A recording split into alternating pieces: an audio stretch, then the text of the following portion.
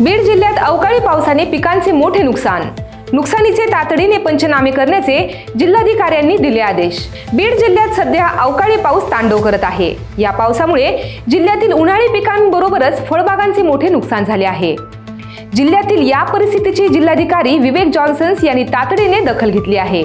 त्यानुसार जिल्ह्यातील नुकसानीचे तात्काळ पंचनामे करा असे निर्देश जिल्हाधिकाऱ्यांनी आपल्या संबंधित यंत्रणेला दिले आहेत।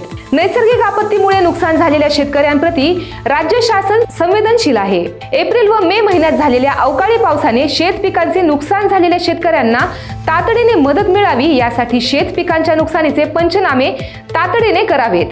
पंचनामे करण्यासाठी महसूल व कृषी विभागाने पथके गठीत करून ही कार्यवाही गतीने पूर्ण करावी असे निर्देश सरकारच्या वतीने देण्यात आलेले आहेत।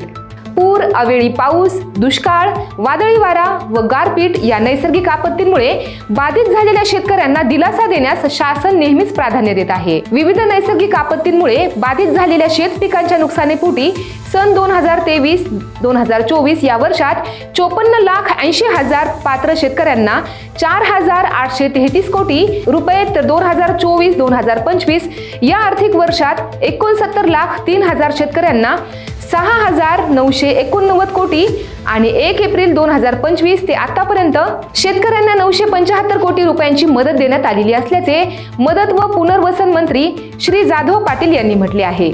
वास्तविक पाहता बीड जिल्ह्यातही अवकाळी पावसाने सध्या चांगलाच धुमाकूळ घातलेला आहे। या अवकाळी पावसामुळे शेतकऱ्यांना शेती पिकाचे मोठे नुकसान झाले आहे। या अनुषंगाने आता जिल्ह्यातील नुकसानीचे तातडीने पंचनामे करावेत असे निर्देश जिल्हाधिकारी विवेक जॉन्सन यांनी आपल्या यंत्रणेला दिले आहेत। या आदेशानुसार जिल्ह्यातील यंत्रणा कामाला लागली आहे। अशाच महत्त्वपूर्ण बातम्या पाहण्यासाठी पाहत रहा लोकाशा टीव्ही न्यूज चॅनल आणि आमच्या चॅनलला लाईक, सबस्क्राईब आणि शेअर करायला विसरू नका।